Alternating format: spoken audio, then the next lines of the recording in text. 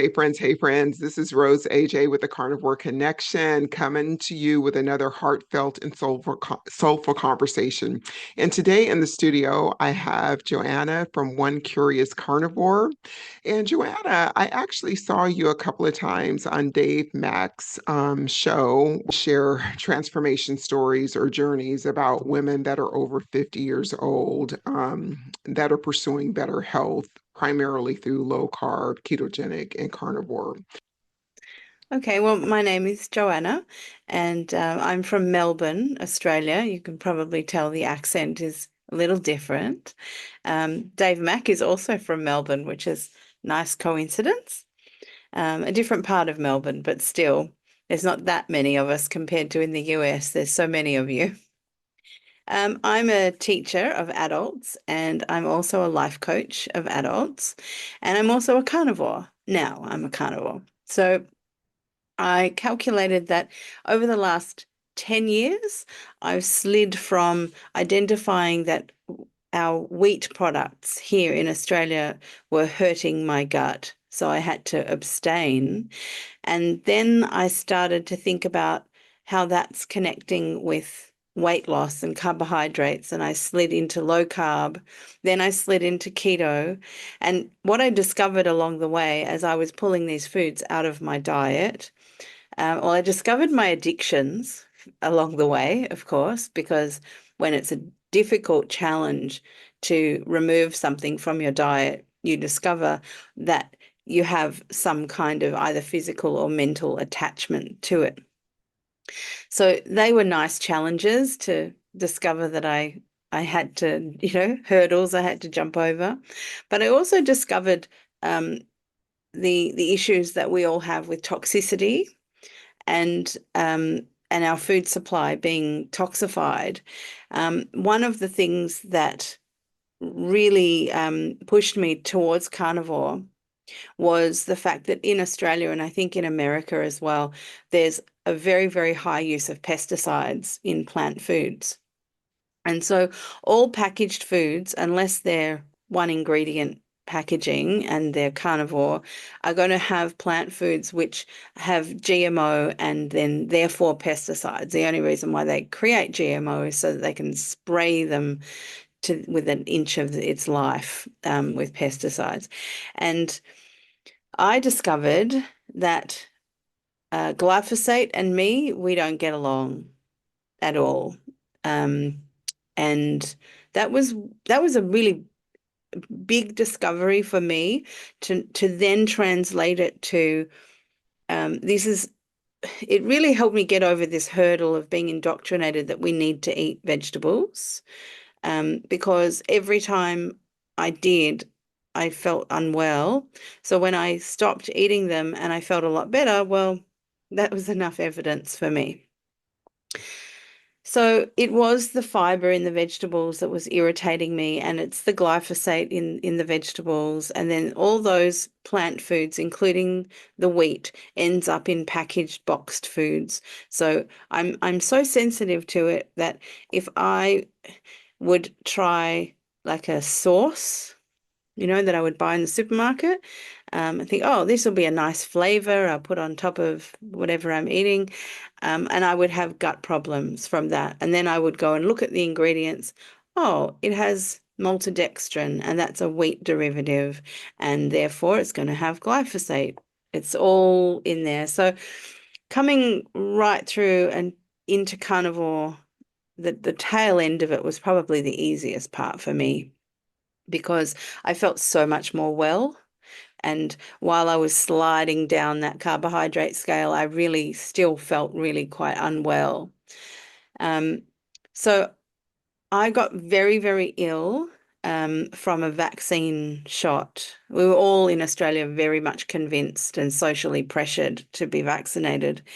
And at the time, I was living in my camper van, and they had restricted where you could go and what you could do if you weren't vaccinated. So I really could only visit a supermarket or a petrol station, gas station, what you call them. Um, and if you couldn't get it there, you couldn't get it anywhere. That and a caravan park. That's all So it's not like I couldn't exist, but it was such a restriction and it made me feel very nervous. And so I thought, well, I'll have to go and get the injection. And within 20 minutes of having it, I had neuroinflammation and it went on and the symptoms changed. And there was a whole lot of hullabaloo about all of that. But I, about 7 weeks after that, I ended up taking myself to hospital. They discovered I had life-threateningly high blood pressure. My body had blown up from the inflammation, and I'd put on a significant amount of weight just in those 7 weeks, lost a whole lot of cardio fitness, muscle strength, everything. It's like I turned into an 80-year-old after being a reasonable, maybe a little bit unfit 50-year-old. I was then 80. It's in 2 months. It was really concerning. And my first solution, practical physical solution, was to go back to really strict carnivore. What I now understand was probably ketovore because I still had some fermented vegetables just for texture. And they didn't seem to hurt my gut, and I still wanted that variety. So I was still having dairy then, and I was still having coffee now and then in that period, and stevia. And I dropped the vegetables just very naturally at the beginning of this year when I moved from the country to the city. I mean, it's very strange because in the country, um, it's harder to buy your produce. You've got a lot less selection of where you can go shopping, and prices are can be a little higher, and there's more competition in the city. So when I came back to the city, I thought, oh wow, I'm going to have access to all the things. And then I got really much more strict with my food, and I didn't really like going to the supermarket very much because I'd been living in the country and it's all nice and quiet there. And then I'd come into the city and it's too many people. So I now buy farm to table, pretty much everything. I might visit the supermarket for a quick top up of things, maybe once a fortnight, and I buy my dog's food at the supermarket too. Can you hold for one moment? Just, Yeah. girl, hold on. All right. So at the beginning of this year, my ketovore became more carnivore. And in the middle of this year, I had a really interesting thing happen where for the past 5 years, I have been working really hard to get this. I had this twist in my body. I think I mentioned it in the Dave Mack interview. So it's all interestingly.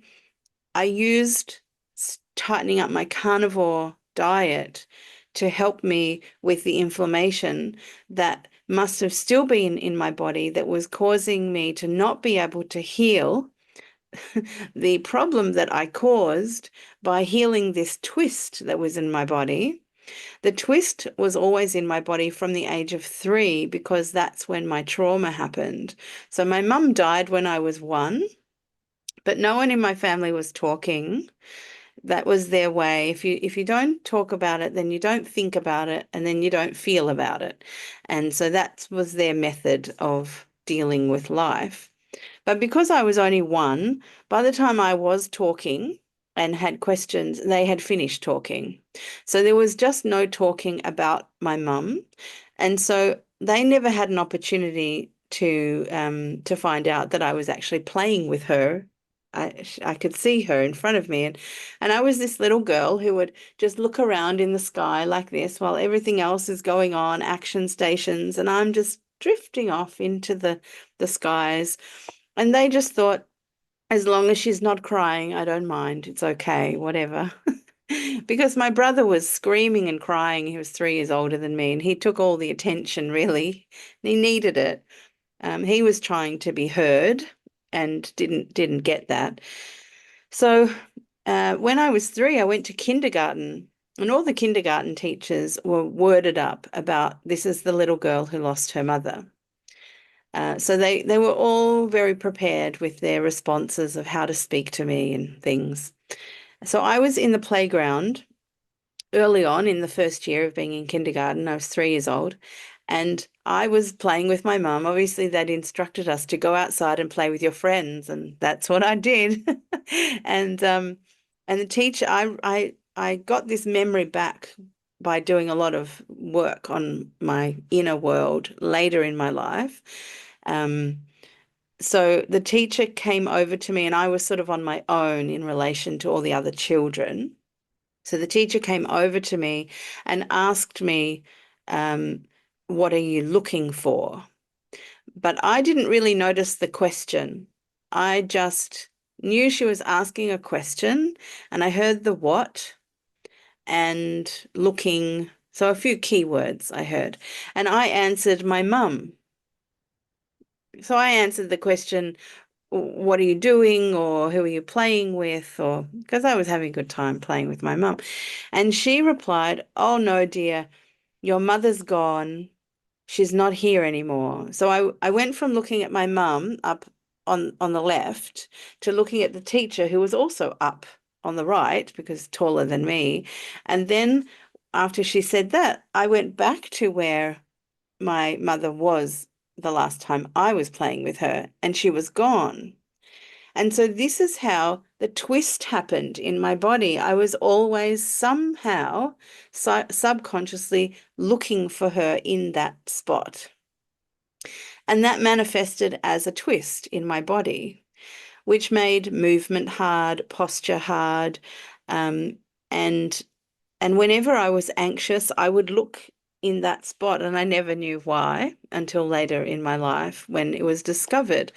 So for the past 5 years, in knowing that I have this twist, I have been trying many different things to work with my subconscious and with my body to alleviate the twist, because who wants to live their life not quite in the right alignment, not walking really straight, you're walking to the left rather than to the right. So uh, just before mid-year this year, I was playing around with tuning forks because I have a few different tuning forks, and I received an idea, activate the tuning fork and put it on your back on your left side. I'm like, okay, whatever. I'm just being playful.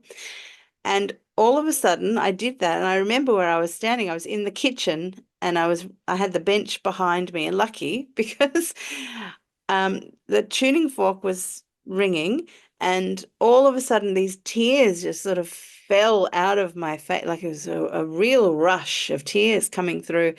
And at the same time as I'm observing all these tears and feeling this feeling of relief, I suppose, I'm thinking, what is this? This is unusual. And then all the dots came together because I realized, oh, because I could feel the muscle that was contracting all the time to hold the twist in place was released. And I felt different in my body. And I thought, oh, that's really interesting. And then I connected to, oh, that was the last little bit of connecting with my mum, that she doesn't actually have to remain in that physical space. She can move around now. And and so that was beautiful and wonderful that I had that happen.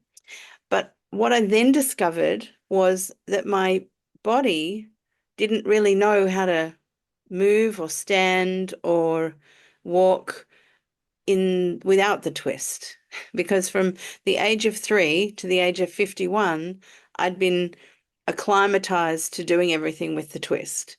So I found that my left side was a lot weaker and not very coordinated either. So I knew that I had to consciously focus on my walking posture and build the muscles and all of that.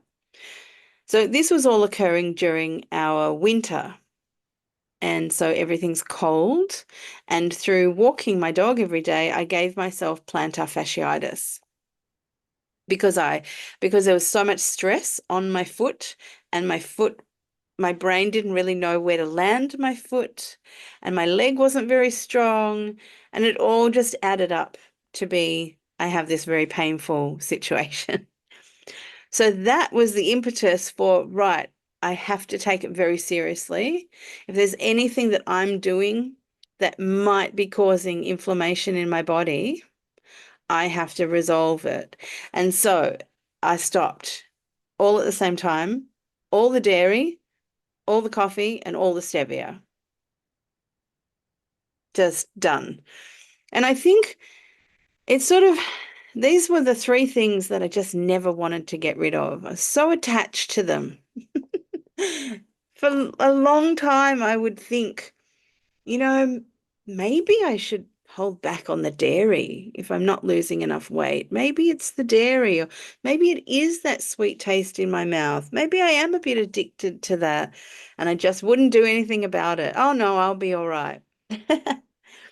Well, I'm doing a lot better without those things in my diet. So, interestingly enough, my my brain doesn't want my body to be less than 115 kilograms because my body's changing. I'm definitely losing fat off my body because it's getting smaller a little bit here and there. And I'm doing increasing weight training as a method to increase my metabolic demand.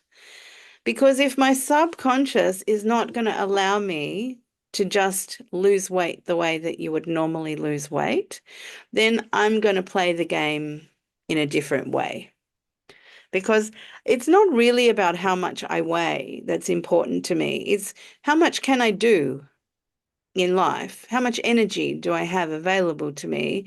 How many minutes of the day am I happy to be moving around and doing physical things? That's what's really important to me, and not being exhausted at the end of the day, but looking forward to sleep because there's another day coming and I've got cool things to do the next day.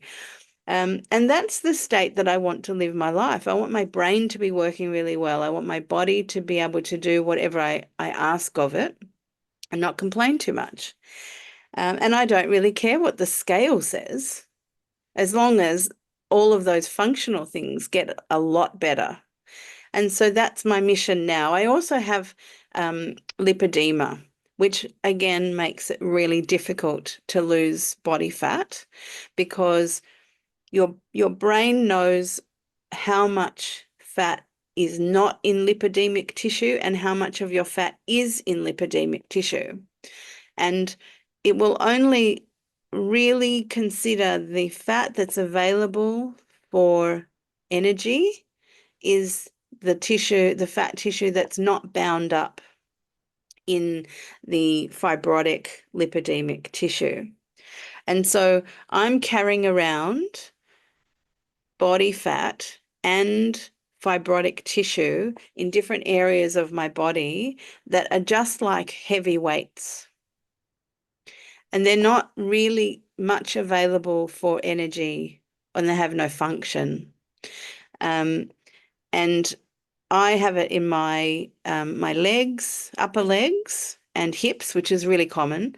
And I also have it in my arms, my upper arms, which is slightly less common, but it's noticeable in many women. What is even more less common is having it in your abdomen and your breasts, and I have it there as well. So I'm just extra heavy everywhere, which means that I can use everyday movement as forms of muscle building exercise if I want to see it that way. So it's like thin people put on rucking vests so that they're heavier and it makes walking harder. So they want low impact, but they want to work harder. They want to make their body work a little harder. I don't need the vest. I just have that on my body all the time. And so that's my desire to be strong. I have to be strong enough to carry that around and therefore not kind of not feel it because I'm strong enough so I don't feel the heaviness. So that's the strategy that I'm taking now. If my body and my brain doesn't want the measurement of my actual weight to change, then I will change from within that. Because eventually I will hit a point where there has to be more fat coming out of that lipidemic tissue because things will just slow. There's demand for it. And I also integrate vibration into my physical therapies. So I have a vibration plate, and I've just purchased in the last month, I think I started using it at the beginning of October. I bought a relax sauna, which is far infrared. And that was a really expensive purchase for me. However, because in Australian dollars, it was about 3,000 Australian dollars, because everything's more expensive when you convert it to Australian than American. And I have used it every single day, bar one, because it was incredibly hot outside. So I was sweating the whole day anyway.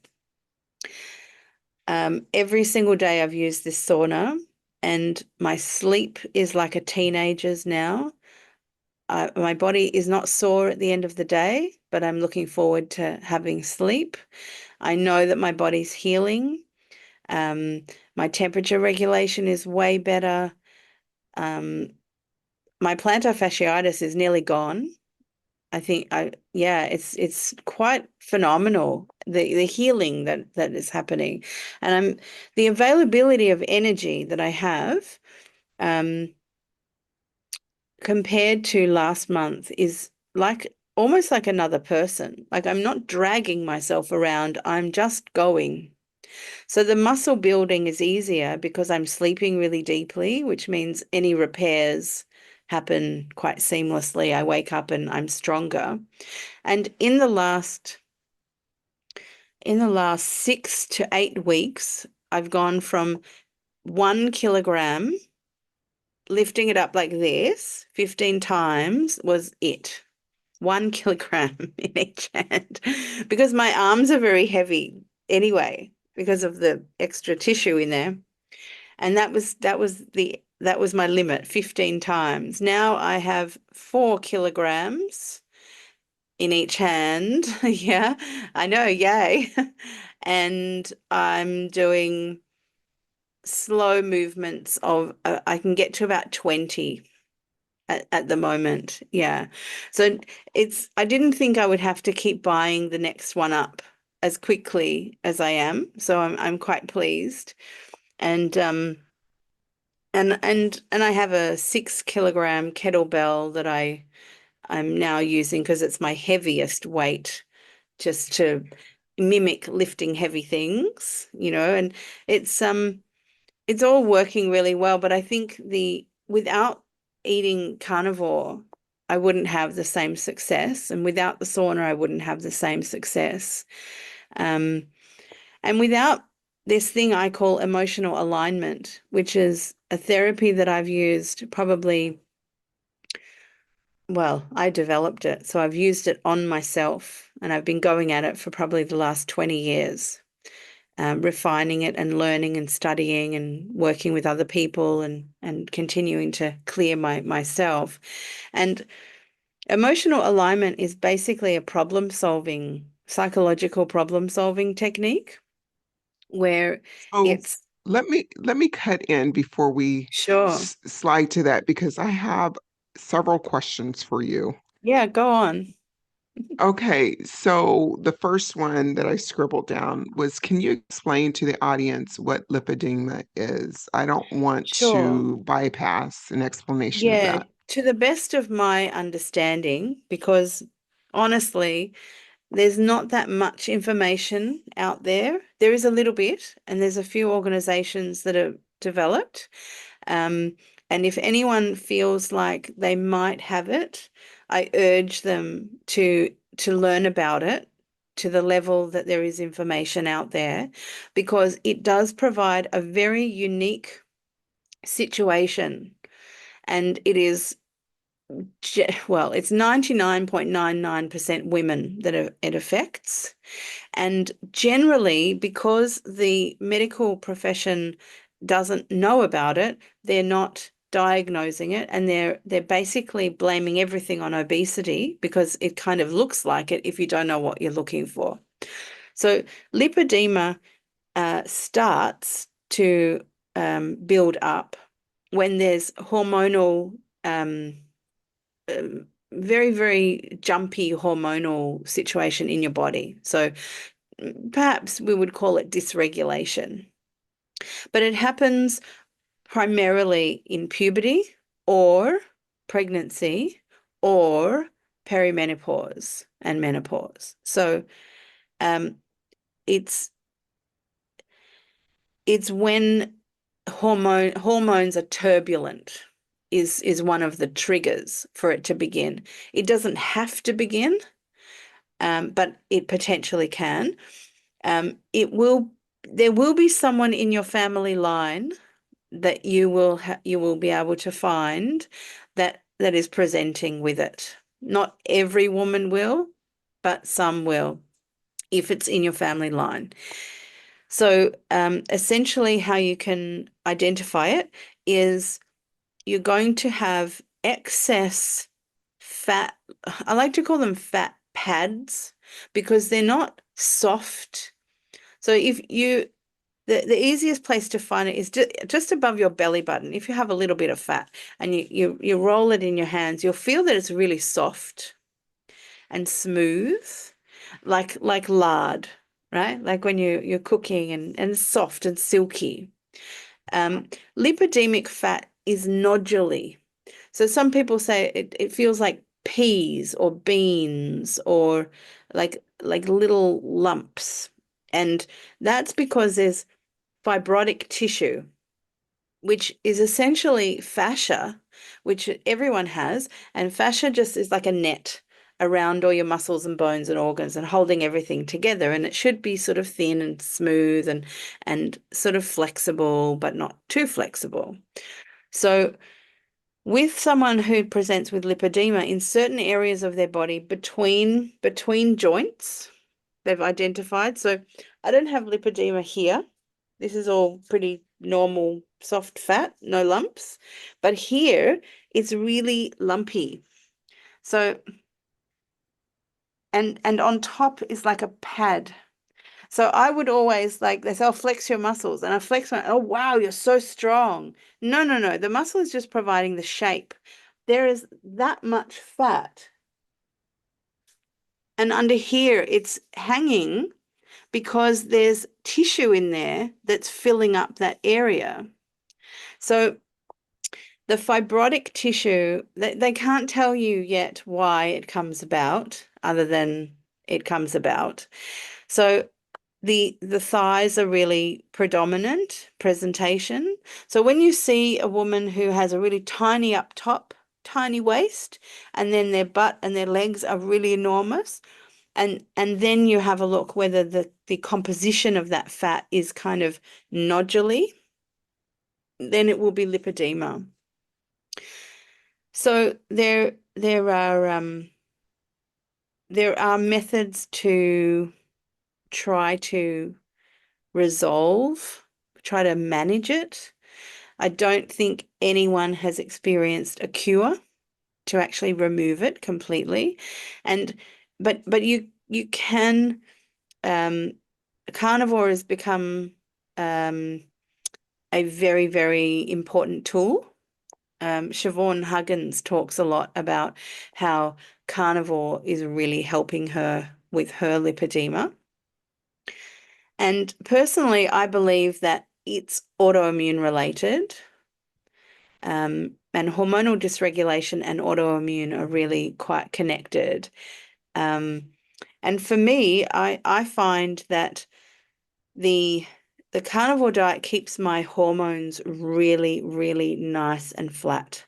And I have always had dysregulated hormones. So from puberty, my lipedema started at puberty, and my my obesity also started at that time. So I had dysregulated hormones from puberty all the way through to probably in the last 12 months with a really stricter carnivore. It's like it's like nothing I've ever experienced, truly. Just in time for menopause because I'm Thank 51. you. Yeah. Thank you for sharing that. And I do want to say lipedema is different than lymphedema, right? Those are Yeah, two so different. Okay. lymphedema Mhm. is the fluid, and lipedema is the fat nodules. Yeah, Thank and that's you. the way you kind of remember it.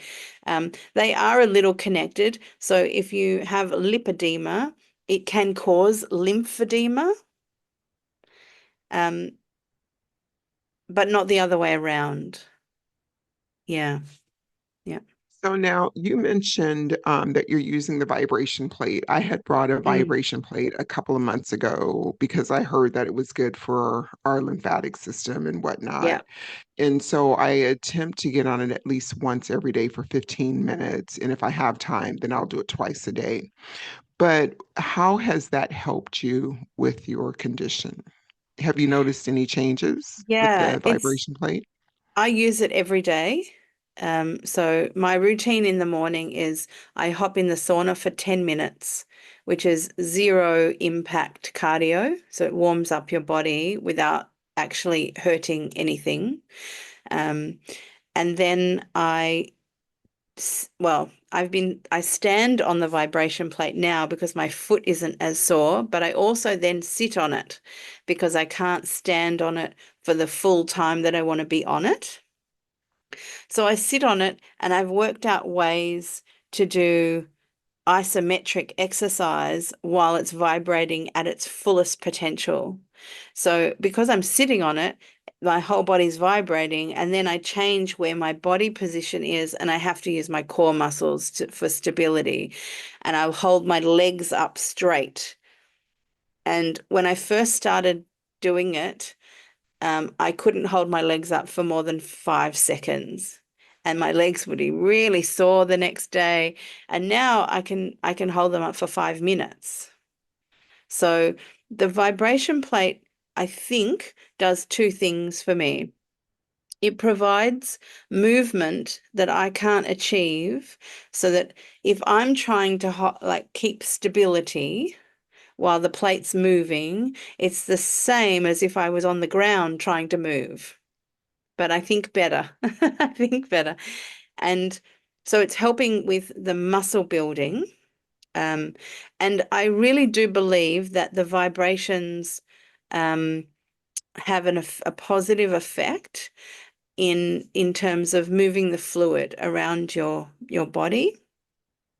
And I'm crossing my fingers that it together with the sauna is encouraging the dismantling of the lipidemic fat pads, because I am noticing that they are, everything's very, very small movements with my body, but I am noticing that things are getting a little bit tighter. So I figure if you do the calculations, I remain the same physical weight, but I'm way stronger. I can move a lot faster and I can lift a lot more things. So my muscles are stronger, therefore the fat has to be less. And I also have energy all day and I'm not eating all the time. The muscle building does make me a little bit more hungry, but not, I still have this tiny carnivore ingredients window. It's still beef and butter, and it's still eggs and beef, and it's it's the same thing, um, made in whatever fancy ways I can imagine. But I'm not eating that much more before weight training. So I believe that this vibration therapy is really beneficial. And that's why I do it every day. And I think for me, it's just a bonus that it helps me build muscle as well.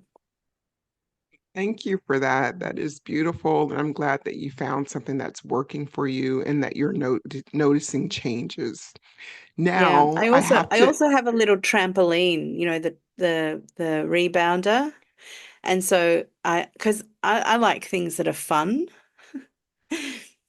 I get bored with things. So I have a room in my house that is becoming the gym room. And I have a rebounder, a cheap one, but I'm really bouncing hard on it now and having a good time every morning. So that's part of the lymphatics as well, is to get this I think it's to do with the piezoelectricity, and you get that when you walk really, you hit the heart, you hit the earth kind of fiercely when you walk. You get this thing called piezoelectricity, this vibration that runs up and down your body, and that creates energy.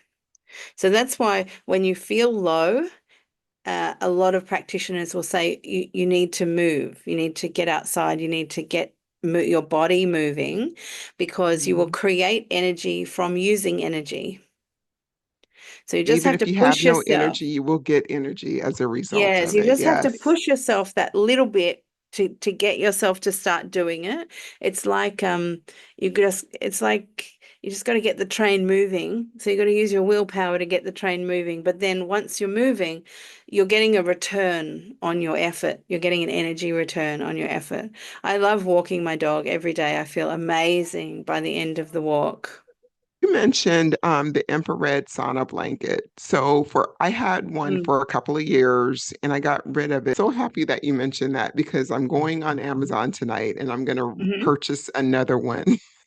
The Well, infrared. before Yeah. you do, because I Yeah. I have been using far infrared sauna blanket for 4 years. I bought one, a cheaper end one, lower end price bracket one, 4 years ago when they closed the gyms because of COVID. And I thought, well, if I can't replace the swimming pool, but I can replace the sauna or the steam room. So I did that. Um, the research that I've done recently, because I figured it doesn't have too many seasons left because I've used it a lot and I've traveled with it, and maybe it will die on me. So I started doing research of for what will I purchase next, and I came across an interview by Dr. Boz, and she was interviewing the gentleman who runs Relax Saunas. And the technology that, and he spoke about in that interview, the technology used in the relax sauna um, is vastly different to the technology used in the sauna blankets, and also the infrared saunas that use the panels that go up the walls. Um, it's different technology, and the amount of far infrared light that's in the healing band is much smaller. So this is why the relax sauna is the price that it is. Um, and I find the comparison is, if all you're looking for is the perspiration, is the sweat, that detox that comes from the sweat, then the blanket will work for you. But at the same time, depending on what your budget is, if you have the budget for the sweat plus the healing, then I would recommend a relax sauna. And they have the sitting one and they also have a lying down one. Okay, I will look that up. Yeah, from their website. And Dr. Boz has a code.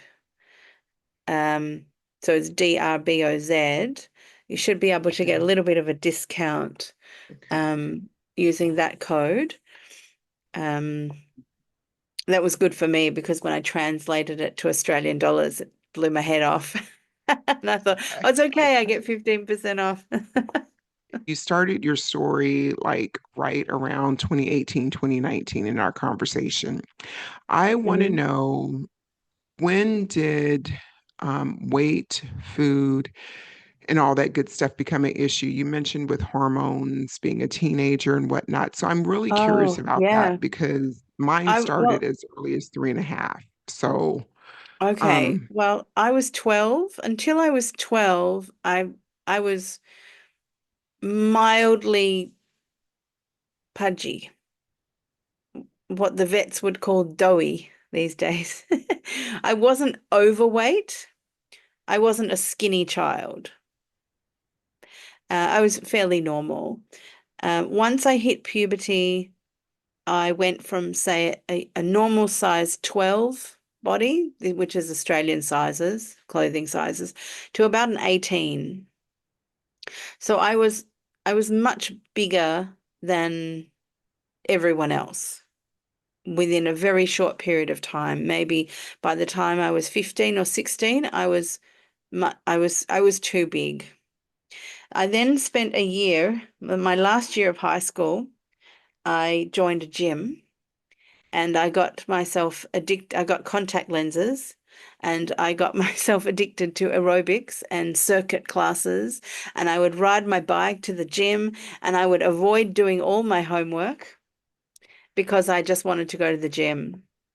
I lost a lot of weight and I got myself down to that size 12 again, just because I was having a good time.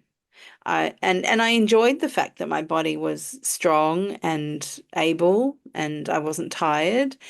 Um, and then school finished and I went to university for, I think, over a period of 5 years. I was at university, so I was um, full-time university, part-time working, and part-time working in a volunteer group from with my community. I was very, very busy. I had my car license, I had money, and drive-through was my go-to. And and I would eat while I'm driving, running from one thing to the next thing. And I think by the time I finished university, I was probably a very full size 20. So once you get to, in Australian sizes, once you get past a normal size 18, then you go into plus sizes, and the size 18 is much bigger than the regular 18. So it's not the same. The 18s are not the 18s. So I was already plus size 18, and then I think I grew to like 20. And the sizing is very uh much bigger categories, bigger. There's a lot more room in those sizes for weight. It's the smaller the sizes are, the less difference there is in each size.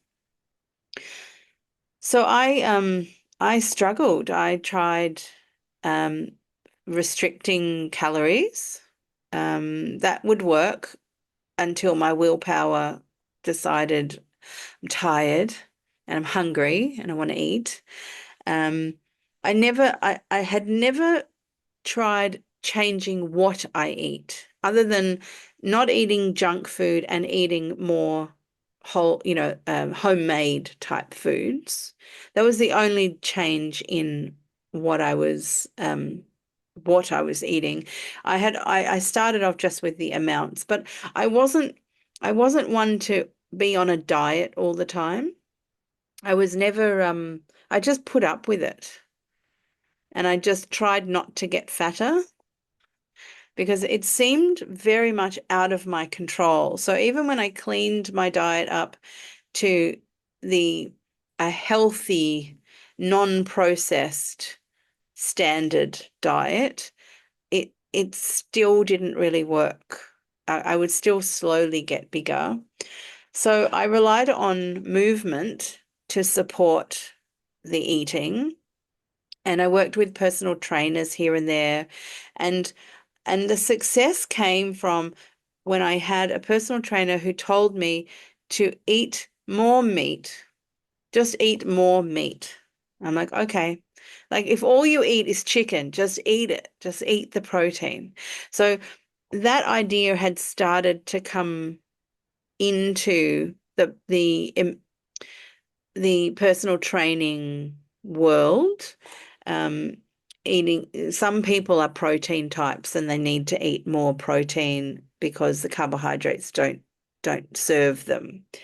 And so that was the first time. I think I was probably in my early 30s. So that's nearly 20 years ago now that that idea was given to me.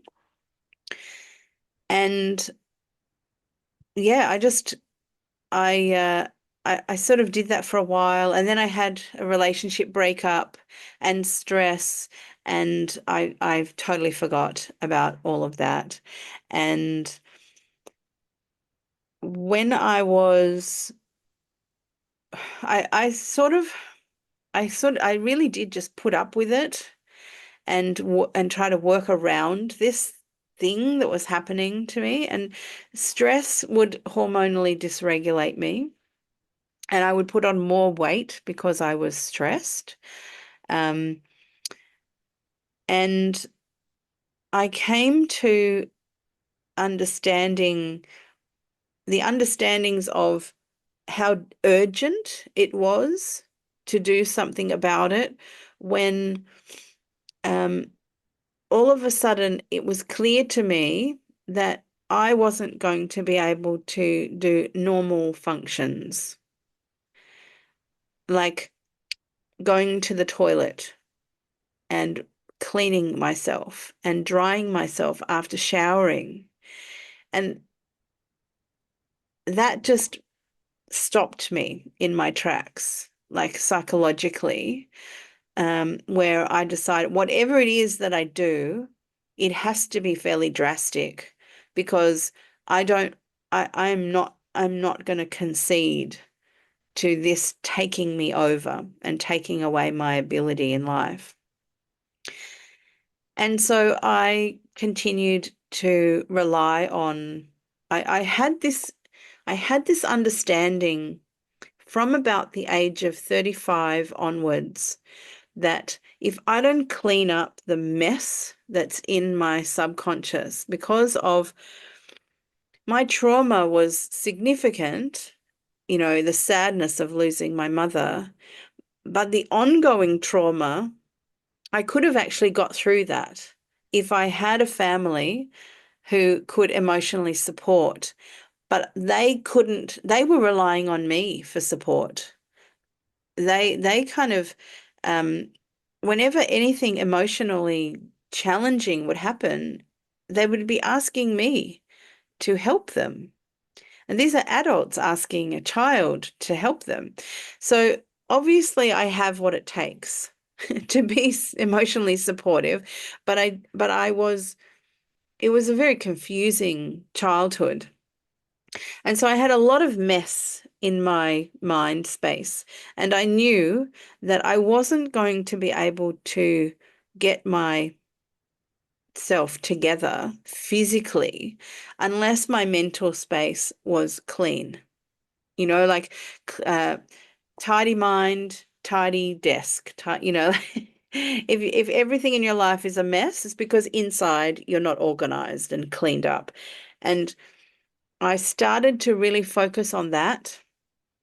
And and every time I resolved something quite major, I would see that translate physically in my life to the point that now you can walk into my apartment at any time and it looks like I've just done all the housework, like all the time. The bed is always made, the kitchen is always tidy, all the washing is pretty much done. And if it isn't done, it's in the cupboard. I don't even want to see the washing basket. Um, you know, everything is in its place, and it's not that it doesn't move around, but it gets put back. And that just naturally happened. 8 years ago, I was in an absolute mess. Everywhere was mess, and I had no energy or no mental organization to be able to keep it tidy. Tidy was not a thing for me. Whereas now, I don't feel comfortable. I can handle it, but I don't feel all that lovely if things are in a mess. And so it stems from cleaning up what I like to call the dumpster fire that was in my thoughts. And every time I sorted another thing out, I would see it translating in my physical world. And I honestly believe that my physical body is able to come back into alignment because I've not got anything in my mind trying to misalign it. Yeah, and it really feels very much like I'm making a holistic effort to be my whole self, to be in alignment with my natural state. And that makes me very happy. That idea makes me feel very, um, like I'm going to be so satisfied. People say, "Oh, how much weight do you want to lose?" I say, "I don't know. I'll tell you when I get there." Because I'll feel correct. I'll feel that it's right. You'll just know. You'll just know Yeah. this is it, right? And because I know now it's not it. Right, Yeah. right. And everyone's So different. Yeah. you being able to pinpoint when your weight started picking up and how you kind of Mm. balanced it out with exercise. Mm. Were there any food addictions at play, any sugar addictions, or any compulsiveness? Did it affect Hmm. your mental health besides your physical well-being, your emotional health? Yeah, Yeah. all of that? Yeah. So I had an addiction to junk food, in the sense that I discovered. So everything came to light after this relationship broke up, and I decided, so I made this vow. I still remember the house that I was in and the table that I sat at and the tears and the wailing. And I made a vow to the everyness. I didn't really understand what this other part of myself was. So I kind of made a vow to the larger part of me. I said, I will go anywhere. I will do anything. I'm so unhappy. I am in such a mess. I will give up everything that I've ever created in this world or been given in this world just to feel happy and feel myself, feel joy. And because I hadn't felt anything until that point, from the age of 3 until that point I was 35, I didn't feel my feelings. I became an empath just to survive my childhood because I couldn't feel my own feelings. So I had to feel everybody else's feelings and figure out everyone's feeling all these things. So that's the lay of the land. So I was always on hyper alert in that regard. Um, so this is at the age of 35, I began to change my environments. I began to strip away things to find out what's not me and what is me. And through doing that process, I discovered that when I have an emotional upset, very upset, I would compulsively drive around to all the takeaway food drive-through places, and I would buy particular things from particular places, and I would create a smorgasbord for myself. I'd bring it all home and I'd sit down, and this one time, and I only remember this one time because after this time I never did it again because I saw it. I woke up to it. So I remember sitting down in a very lonely space, surrounded by all my favorite junk foods and drinks. I had opened and sampled everything, and then I woke, consciously saw what I was doing. Because I think I'd changed my environment so much, and it wasn't, I couldn't overlook the habit. There was no distraction from seeing it. So I woke to it, and in that moment, I decided, oh no, that's never ever going to happen again. Like, I'm in charge and I'm watching you. It's almost like this automatic pilot that was running my life for so many years just got caught out. I think that was the first time that I really consciously started parenting myself. That was the first black mark against my subconscious's name, these compulsive behaviors. That was not going to happen again because, I can consciously be really good for a month and then all of a sudden I can have an emotional upset because someone said something or didn't want something or, who knows. Um, or I felt rejected or I felt alone or I felt something I didn't like to feel. And then I would eat all of this food and I would eat until I physically was going to be sick if I ate another bite. Yeah. So that's the first time I really remember it happening, but I knew this is not a one-off. This has been a habit, and I had been very emotionally upset in my life. So I have been doing this since I had my own money and I had the capacity to do it. My own money and a vehicle to get me to the drive-throughs. That's when I started. So that was 15 years of doing that until I Wow. woke up to it.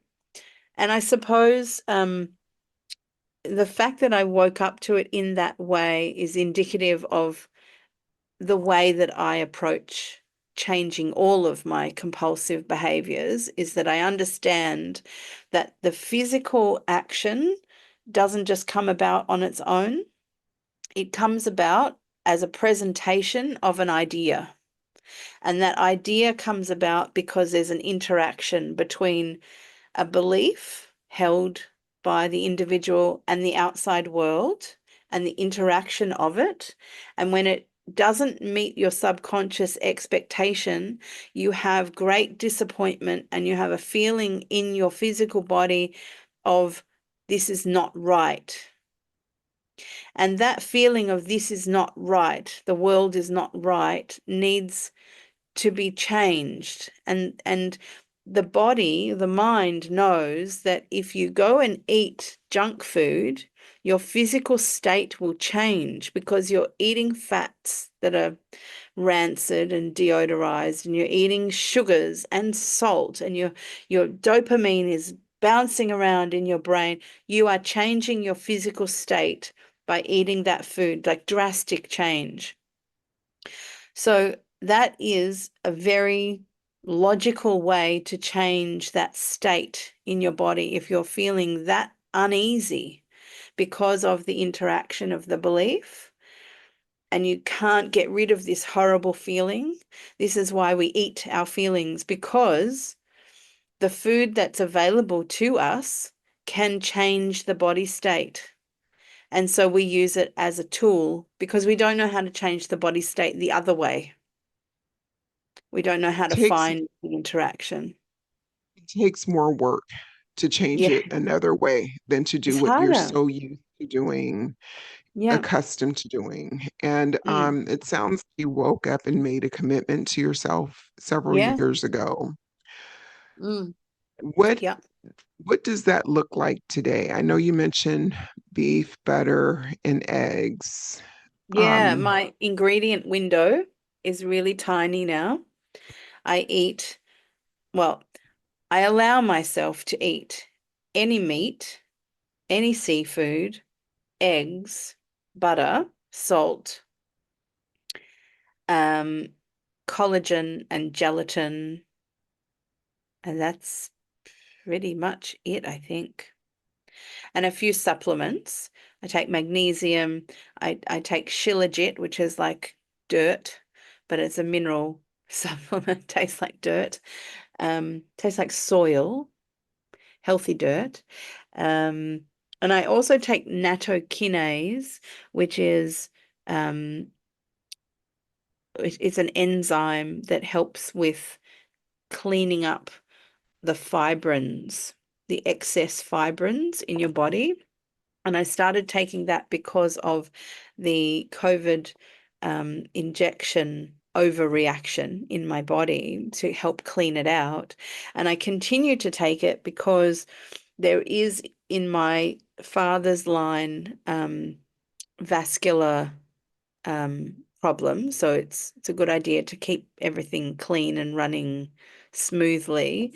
And I also very encourage that the lipedema, the fat pads are full of fibrotic tissue, and this enzyme affects fibrins. So I'm quite happy to pay the money and take the chance that this constancy of having this extra help in my body may very well help break down the fibrins as my body realizes they can't take up that space anymore. So that's part of what I consume, and iodine as well. And I think that's it. So what do I choose out of those categories? Mostly beef. I don't eat chicken anymore because it's just got nothing in it for me. I used to love chicken, but now it's like it's wishy-washy. You know, I now understand why people who eat a standard diet, even if it's home cooking, have to put a lot of sauces and spices and everything on the chicken to make it taste like something, because it doesn't really taste like much of anything. So I don't choose chicken. I eat bacon because it's from a regenerative farm. So I buy from it's farm to table, and the farmer also runs the butchery. So it doesn't go anywhere other than the he looks after the animals, he takes them to the slaughterhouse, he takes the carcass to the butcher, and they smoke everything themselves, and it's all in-house. And it's really delicious, and it's ruined my opportunity to buy bacon anywhere else because it just doesn't taste the same. And I generally use bacon a bit like a condiment when I'm cooking. So I'll just chop a few pieces up and use it as the fat and the smoky flavor in the pan, and then cook some ground beef in there so it's got an extra flavor. So I get the smoky flavor with the beef. And then I eat a lot of eggs. I also buy my eggs directly from the farm. So I buy a box of 15. We have our eggs in a dozen, 12 in a box. And in Australia, we'd still do that. And I get 15 boxes about every 2 or 3 weeks. And they fill up my fridge. And I eat a lot of eggs. Because they're really good eggs. I'm able to get, if I do it that way, I'm able to regularly have organic and free range. So it's the highest level of produce for eggs that you can get, where they're eating non-GMO extra food, and they're also outside on pasture raised. Yeah. It So sounds very, very simple. yeah, since I took out dairy and coffee and stevia, and I have all this stuff still in the cupboard, I just don't think that it's there because I don't think about it. Um, I have all these very clean spices that I used to use, and the only time I've thought to use them is when I ran out of eggs and I had to use egg powder. It doesn't taste the same, so I thought I'll just put some spices with it. So my palate has definitely changed. I can taste all the flavor in the food, the basic foods. And I'm really happy to just have eggs with butter and salt. It's really yum. See, Yeah. whereas you're able to eat butter, I tried butter for the longest time, which I really do love butter, but Mm. it doesn't love me in the sense that I want it all the time when I eat it, if that Yeah. makes sense. I can Yeah. go Well, through a stick that's of butter without blinking an eye and yeah. put butter in everything. That's one of the things, it's a no-go for me, Yeah. you know? That's a big Yeah, sign, isn't it? I think yeah, I yeah, think when you yeah. simplify as much as carnivores do, Mhm. if you wake up thinking about the butter, I used to wake up thinking about how am I going to put cheese in my meal? how can I be creative with cheese, right? And that's what I noticed when I took out the dairy. The coffee, not so much. I can take coffee in and out of my diet really quite easily. I'm more inclined to use it as a drug. Like if I really need it as a wake up drug, I'll use it like that, because I have the control of dropping it back out. But the reason why I really dropped it out this time is because I don't want I don't want a confusion of stimulants. So I wanted to be able to judge my energy levels on an organic level and not have coffee helping me because my body's lazy in that way. And it will rely on the coffee, and that's why I'll have one, and then 3 weeks later I'm having two, and then 4 weeks later I'm having three. But with dairy, it's one day I'll have a bit of dairy, then the next day I'm having like a meal full of dairy because I can't stop thinking about the dairy. And I think when it's that case, and for you it's butter, and for me it was the cheese, um, you have to consider that your brain is getting something out of it more than just the nutrition, and it's upsetting your balance. That dopamine hit. I have to share with you that Yeah. I had been a coffee connoisseur since I was around 20-ish or so, because along Yeah. with exercise, I found that coffee, the caffeine, helped with my depression, right? It helped to Mm. offset some of the Yeah. things that I was going through. But back then, it was a lot of sugar, a lot of flavored creamers and whatnot. And then when I started on this lifestyle in 2018, lots of experimentation, I took out Mm. the sweeteners, the equal, and all that stuff, and just went straight black. Yeah. And after removing so many things from my diet, first it was keto for about a year and a month. Then I went straight carnivore in 2020. And then I still had a lot of ebbs and flows, a lot of relapses, a lot of binging until I understood that Mm. I was an addict, hooked on certain foods and whatnot. But I kept coffee in my protocol because I was like, I've given up everything else. I I need know. to keep caffeine in.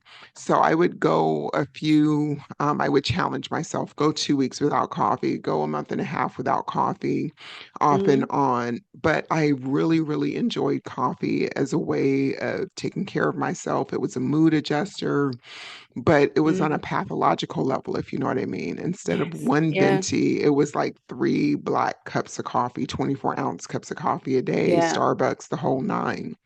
And so Mm. this past July 23rd, I just said, you know what? I'm done with coffee. I am no longer a coffee connoisseur, because not Mm. only is it expensive, but it's like I don't want to be hooked on anything that's required Yes. to It help me with my feels it personality, feels with my like workouts. a It's a drug. vulnerability. Yeah. It becomes an idea of, and I've had this idea for a very long time about vulnerability. And it's okay to be vulnerable if you're choosing to be vulnerable, but it's not okay to be vulnerable to something that you have no control over. So Yeah. I was being made very vulnerable by these addictions that I had. And addictions Yes. are a compulsive behavior. And I didn't want to be beholden to any compulsive behavior. And the only way you can find out if it's a compulsive behavior is to remove it and see Right. how much Right. you cry about that. Right. Yeah, And you then I have to do also that to find yourself. Mm. I also find that, like with drug addiction, alcohol, other things that people may be struggling with, for a short amount of time, a few years, I was a weekend drinker, meaning that every Hmm. weekend I was like, hey, I'm happy to drink, because then Yeah. I thought, what's next? If it's food and it's alcohol, what's next? Now, I've never done any, illegal drugs. I can't even do what is it, like the NyQuil and stuff, because it gives me a Mm. hangover. So Oh, I wow. can't do anything like that, right? So I know that I'm a wimp when it comes to that, and I'm just terrified of it. But I started piecing it together. If I'm doing the food thing and now I'm doing the alcohol thing actually has to go, because that's going to be more detrimental, right? Yep. So I Yep. haven't had a drink since 2018. But I said I Congratulations. will always have food. I'll always have food to varying degrees, right? And Yeah, we have to so eat. We do have to eat. Yes. So that remained my drug of choice. And now what I'm really working on is, do you have foods that are carnivore foods, but that you can still get hooked on? And you, like we talked about the cheese, maybe creamer. And for me, Yeah. it's bacon and Mhm. coffee and stuff like that that I just have to refrain from. Yeah, I think I think I do think about this. I ask myself this question. Um, am I choosing anything that I observe that I eat often, like I eat it often? I always ask myself the question, am I eating this because I like the taste, it's convenient, or am I eating it like I really, really, really want it? Because there's a difference. Yeah. So I'm considering at the moment, you call them shrimp, we call them prawns. I'm because I eat them all the time. I like the texture is different, and I often just chop them up with you call it ground beef. So I'll do the ground beef in a little bit of butter, and then chop up the shrimp, and then I make this egg batter. So I take a box of eggs. I take out six of the whites, so it's more yolky, and I cook the whites for my dog. And I put in 2 tablespoons of gelatin and 1 tablespoon of collagen and a knob of butter, and I whiz it up with the hand stick blender, and it thickens up, and it kind of acts a bit like a batter, but without any flour or anything in it. So I make the proteins in the pan, and then I'll pour over some of this and mix it through, and it kind of gives it sort of like the Japanese pancake vibe. And it's nice to eat cold as well. So I make that a lot because it's really convenient and it satisfies the different textures for me. And I think, do I panic if I can't get it? That's a signal. Like if I imagine the shop is not going to have shrimp for 2 weeks. How do you feel?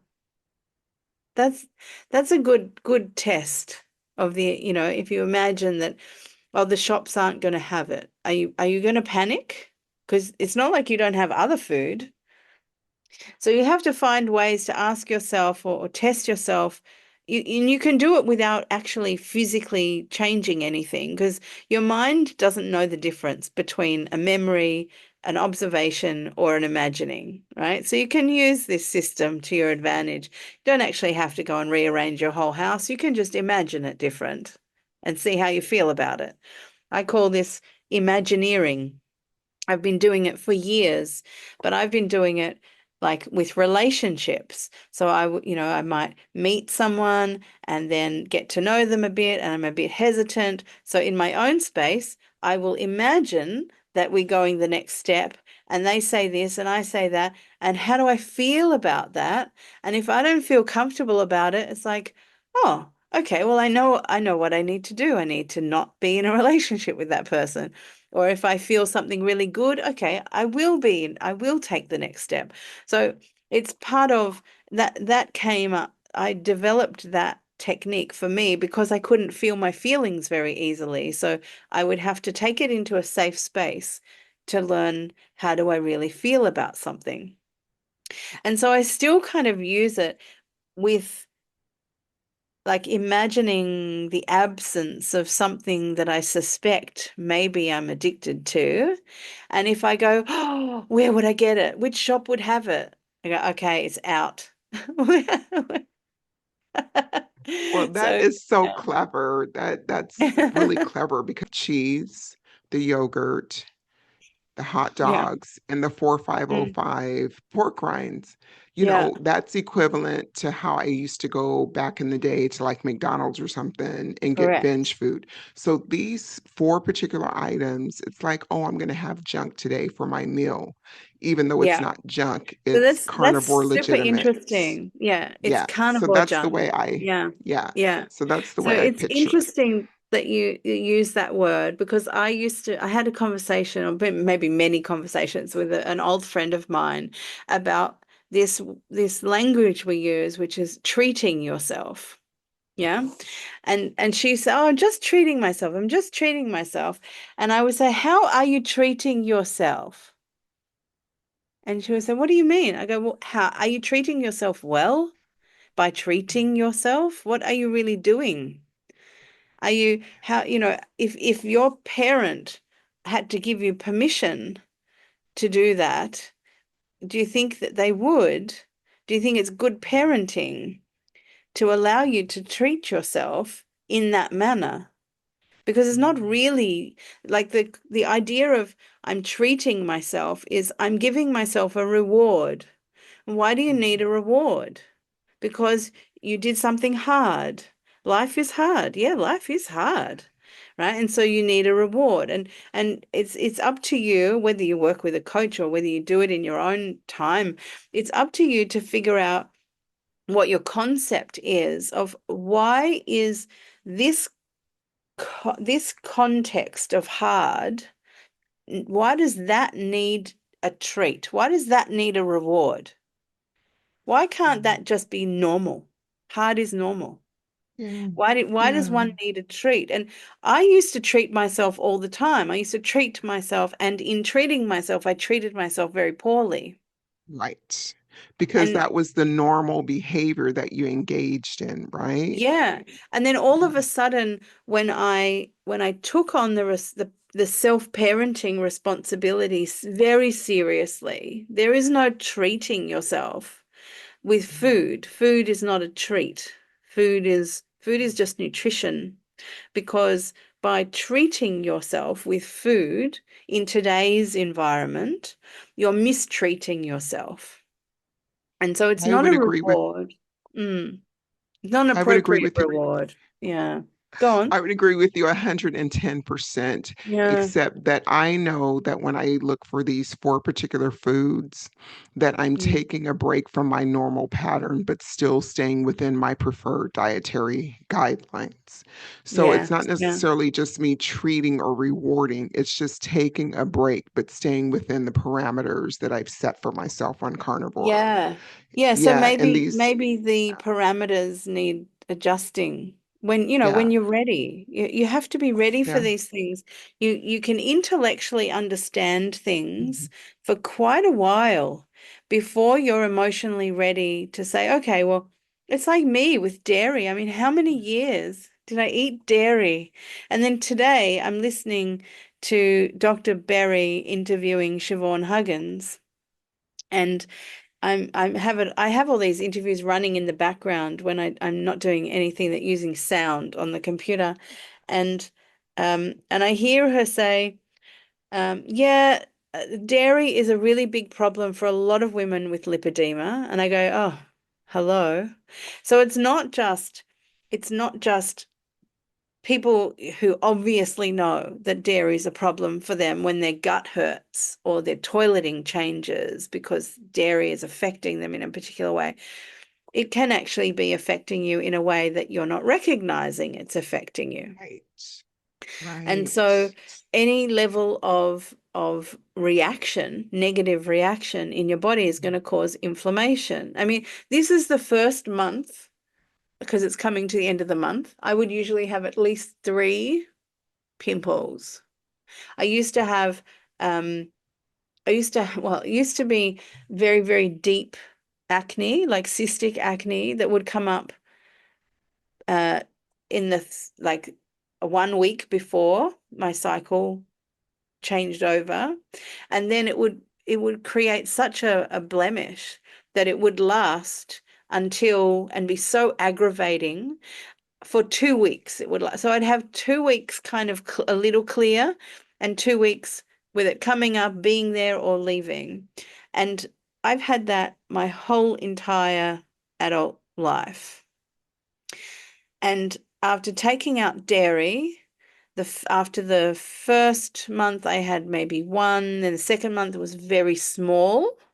So not big and deep, but small and more surfacey. And this is the first month, there's nothing, absolutely nothing. And so it has been affecting me, and it's been affecting me by making my hormones dysregulate. So dairy for me is an absolute no. I mean, I stopped eating dairy and I left some of it in the fridge. Like I left some goat's cheese and some sheep's feta because I thought, oh, maybe I'll test it out. And I never did, so I gave it away. Um, yeah, sometimes we just make a hard call, we make a hard decision, and then that's it. We're not going back from it. And until you're ready to make that decision, the struggle is not over. The struggle is kind of over once you make that hard decision. And then it's like, well, I'm just going to suffer with whatever happens because I know I'm not going to have it. But until then, it's a bit of a struggle, and you're just trying to work out how to still have these things and have the attachments, and you have to meander down the mountain. Probably with you, the sweeteners as well, and the coffee and some of the other things that you've Well, the coffee taken and the out. dairy and the Hmm. stevia, they all kind Yeah, of went together. good. Um, and because they existed together as well. They were part of the treating myself. So I would flavored stevia with dairy, with yogurt, with, cottage cheese. And every time I was giving myself that, I was causing inflammation in my body. And somehow it was addictive for me. So there was Yeah. something and I would use it like it was dessert. And I would have Yes. cream in my coffee, and it just wasn't serving me well, and I needed to make that hard decision and I did it because of pain. The pain was so severe in my foot. I needed to make sure that I wasn't contributing to the pain. And it turns out I probably was. Yeah. And and through that trial and error, you're getting good results and you're having Yeah. healing and whatnot. And so there's no Yeah. need of going back. Like I really don't yearn. I Mhm. don't yearn. Yeah, I yeah, thought I would. I thought I would miss it so much. That's why I never wanted to take that step, because I didn't want to cause myself the pain of missing it. yeah. And I think that's very common for people. And so that's why you do have to something greater than the pain of missing it, or the potential pain of missing it, because you don't know whether you're actually going to miss it Yeah, until it's not you in your go. world. Yeah, So something bigger than the potential pain of missing this input has to come about in your life. right, And right. then the decision will happen. And until you get there in your mind, well, then you're not there. When you're there, you're there. Yeah. Right. And when you're there, you'll actually know. And then even with being Hmm. there, you might waver, go back and forth a little bit until you gather the strength to stay there. That's the way I feel, right? You have to test the Yeah, waters I sometime. think, If you're not firm on well, it, yes, you have test the to try. waters. And Yeah. sometimes, like, I used to smoke cigarettes. I smoked for 20 years, and I got to the point where I didn't want to smoke cigarettes anymore, and I was looking for ways to no longer have that habit. And it took me maybe 3 times of abstaining to learn about my addiction, so that the last time was the last time. Yeah. So it is all about what we learn. And this is what I do for a living, is I help people understand what they have learned that they don't remember learning. because it was so long ago, and it has never come up in a problem in their life until now. And they can't make that connection. And that's what emotional alignment coaching does. They bring a today problem, and I help them, like we sort of band together and investigate what it is. I know which questions to ask, and they just tell me the information around those questions. And we end up finding a belief that was learned such a long time ago that is not unknown to them, but it was unknown that there was a connection.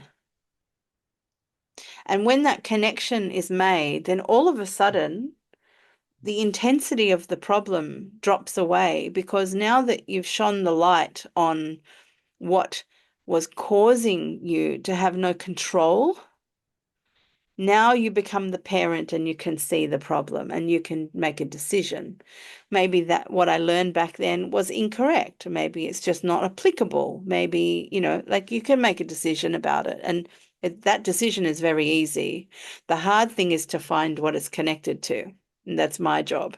That's why I'm the one that gets paid. So you and I are both coaches, and Hmm. I coach women 50 years old and older, and I do general life coaching as well as teaching women that need support around carnivores. So it's kind of like a hybrid approach, right? Hmm. And I think that diet, whatever dietary protocol you choose, it can promote a lot of healing, but it's your thought processes, how you're dealing with everyday situations. And then Yeah. sometimes it really is tied into childhood, how that affects you Mm. today if you haven't dealt with that. So, with Yes. that being said, and you being a coach, share with us. I want to know first, how did you come up with One Curious Carnivore? And then, secondly, how did you get into coaching and what specific support do you offer your clients if you have a specific Hmm. way of supporting them?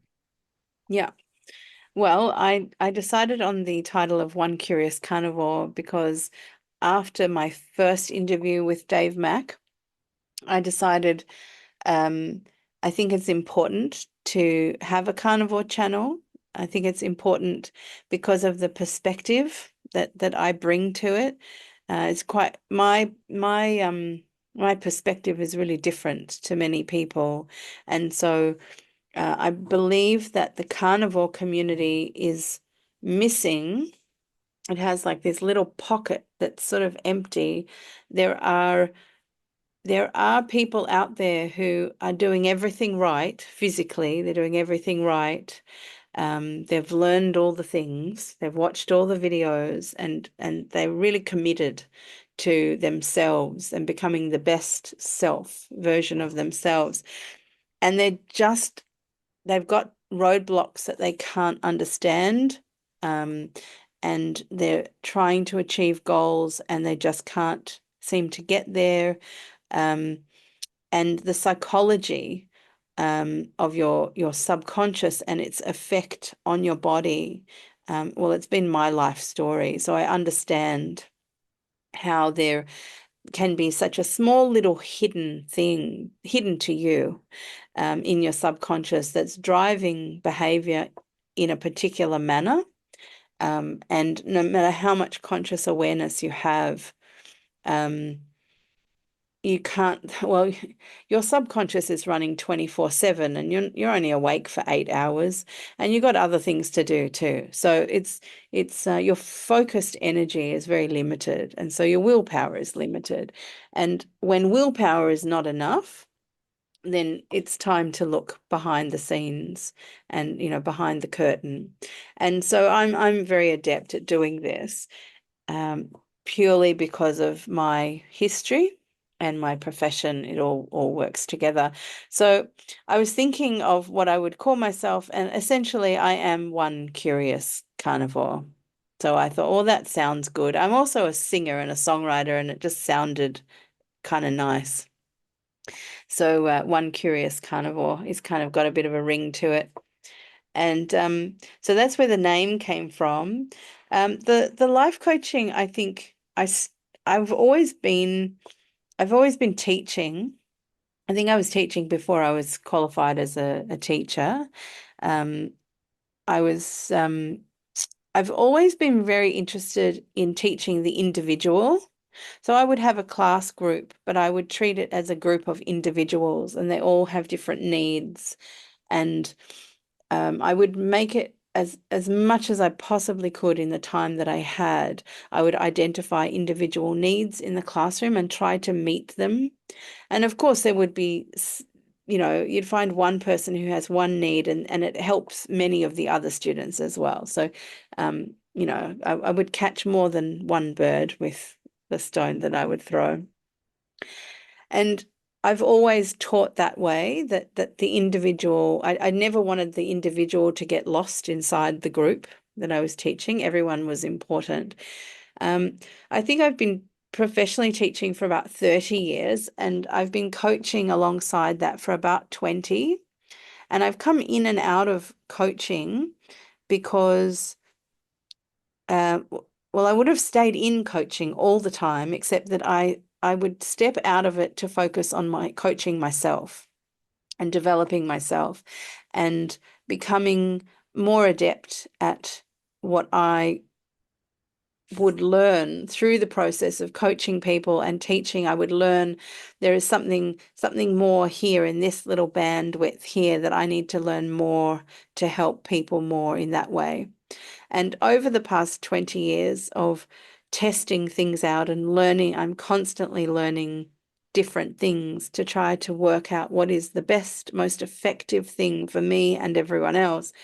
I've developed what I call emotional alignment life coaching.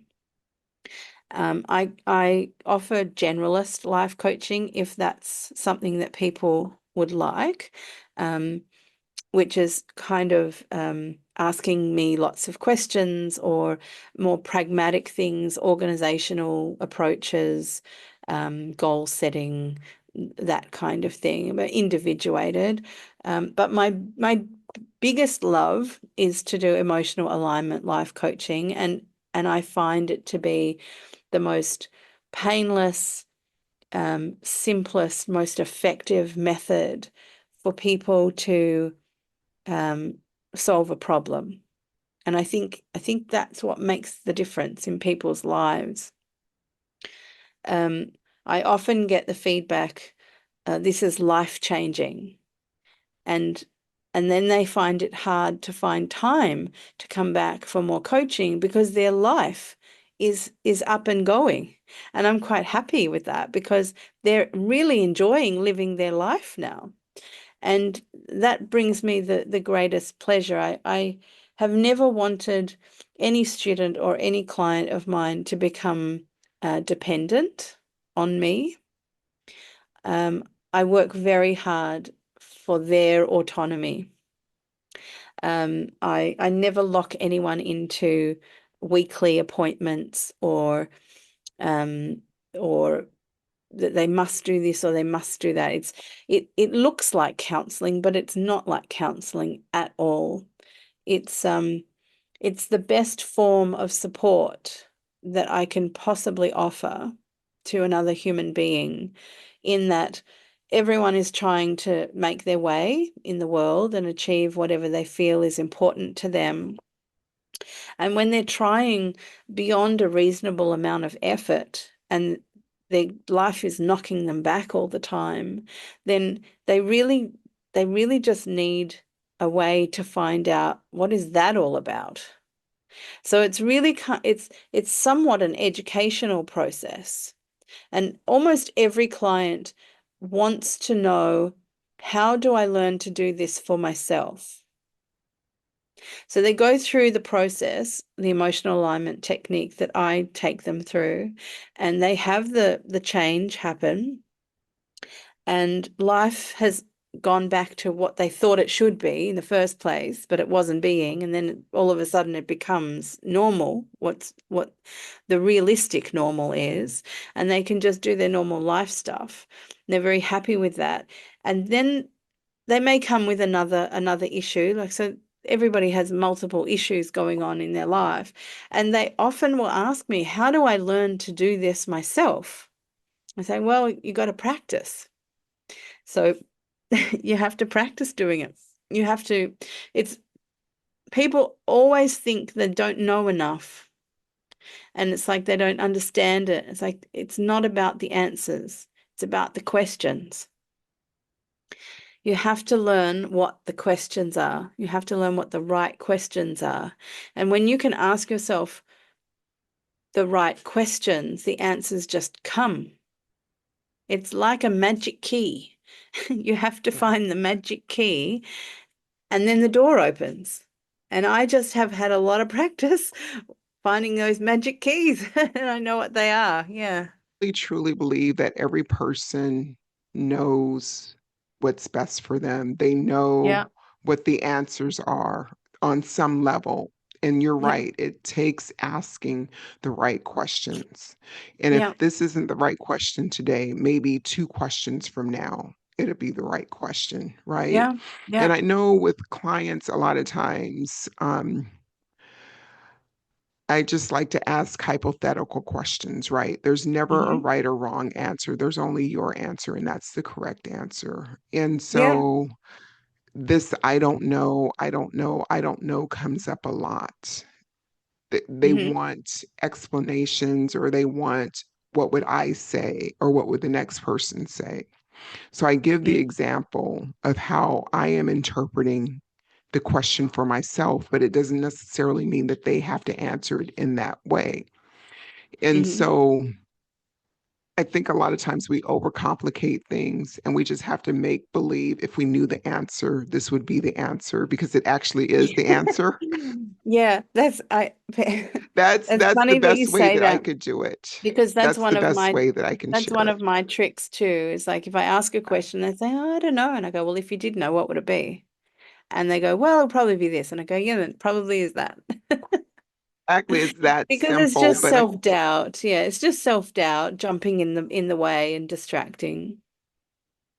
also they I think a lot of times they think that there is a right answer that we're looking for. And Right, I'm yeah. like, Well, there's never the right.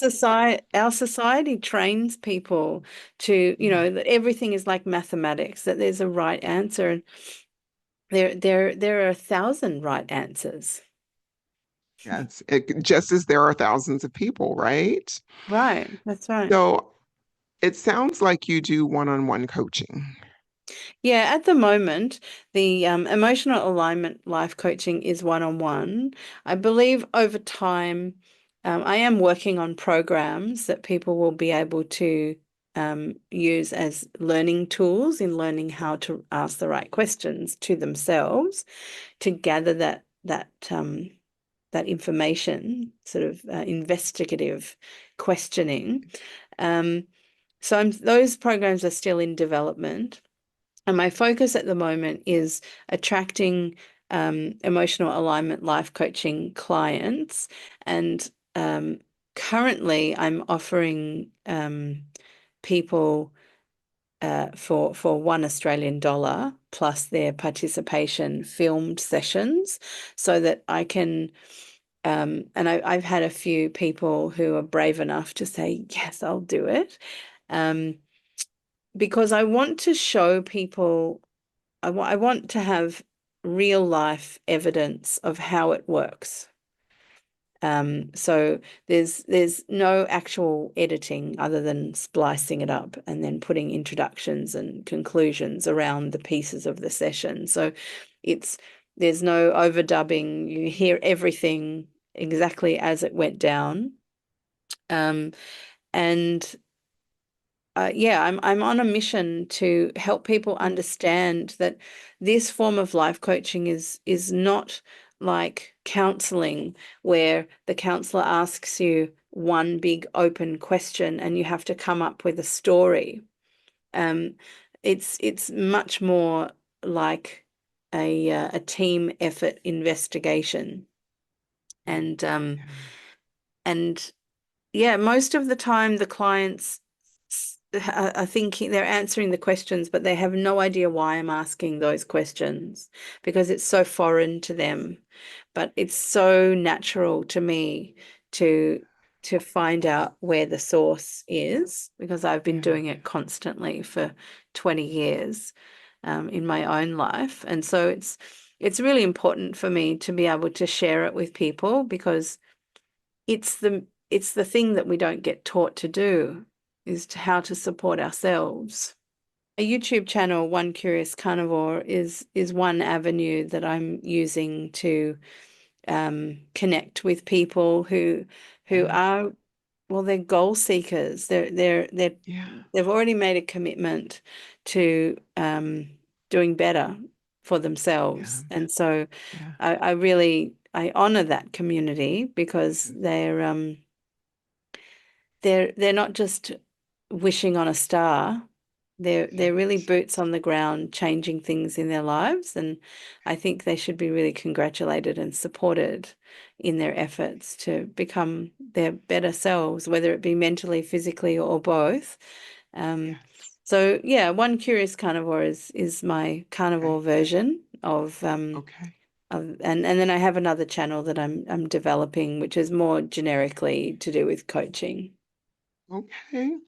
Yeah, So I want to thank you first and foremost for spending all of this time with me. I am rather that's long-winded, and okay. believe it or not, guys, we've been on almost 2 hours. So where do you see, there's two questions. Mhm. Where would you like to see yourself 3 to 6 months from now? It could either be with your health, Mhm. your carnivore journey, or it could be with your coaching practice, or it could be with your YouTube. Where do you, or travel, whatever you want. Where do you hope to see Mhm. yourself 3 to 6 months from now?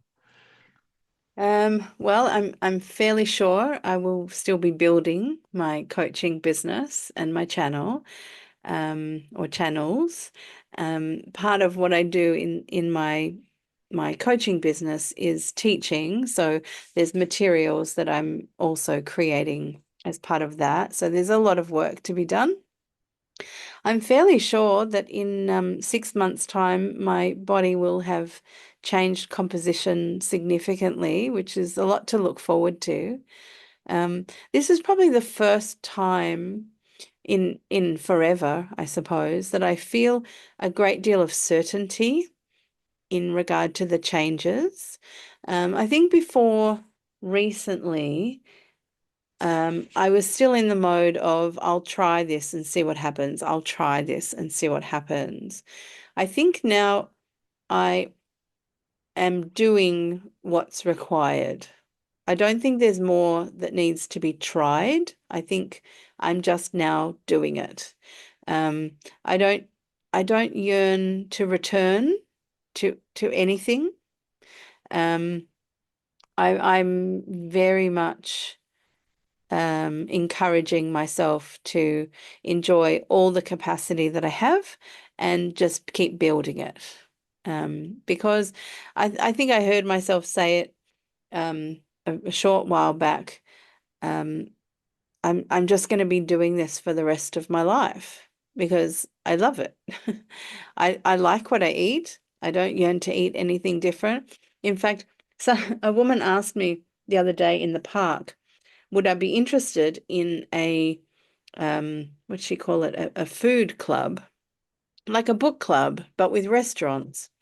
And I said, oh, I don't think so. Um, there are a lot of foods that I just don't eat.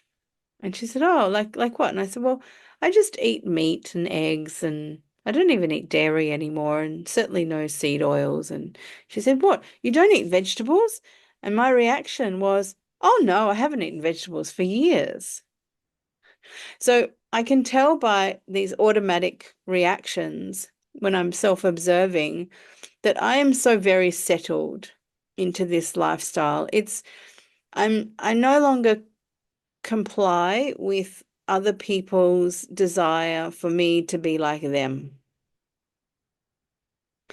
They might need it, but I don't need it. I've had a lifetime full of being being put in the position that I have to be like other people, and I'm just not like them at all. So let's imagine that there's another person that has or had your same set of circumstances. They've just let life beat them down. They've tried every diet protocol in the book. They've done all the research. They've done the self-help. They've gone to the doctor, and they've not had any sustained success. They're sitting on Mm-hmm. the couch. They've given up. What Mm, words of wisdom or advice could you give them to get up off that couch and try one more time? Because this could be the final time, and they actually do it. What words of wisdom could you mm. offer them? I think I would just appeal to um, their humanity that if life isn't for trying to live life, then what's it for? Um, they've spent all these years trying. And sure, I recognize they're tired and they're probably thinking that they haven't had success with anything else, so why would they bother putting more effort into another try?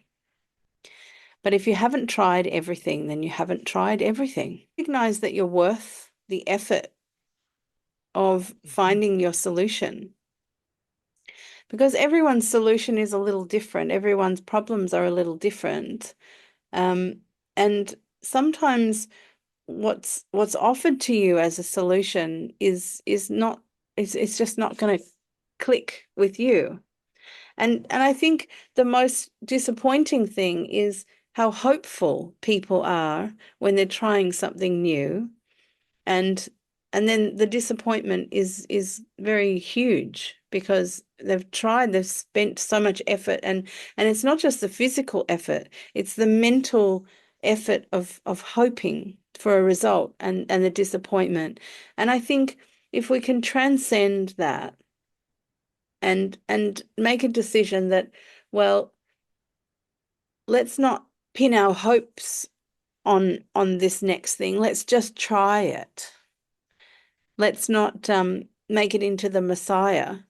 Let's just try and it's just something different that maybe you'll learn from. And life is really about learning. And if you stay sitting on the couch, you've decided to stop learning about yourself. Okay. And so that's pretty boring. Giving up is really boring. And I would really just try to help them understand that the truth is that human beings do like a challenge, but they don't like a challenge that's unwinnable. If they believe that it's completely unwinnable, then they don't like it. But if there's a chance of winning, they do like it. And I would appeal to that, I suppose. Okay. All right. Mm. Well, thank you so much. You made me want to get up off the couch, and I'm standing and not even sitting on the couch. Okay. One Curious Carnivore is the YouTube channel. It's also an email, so onecuriouscarnivore@gmail.com. And I do have a website, but it's like an umbrella website that has all the things that I do. So the best way to contact me is via onecuriouscarnivore@gmail.com. All right, guys, this is Coach Rose AJ signing out with another wonderful, wonderful, heartfelt conversation.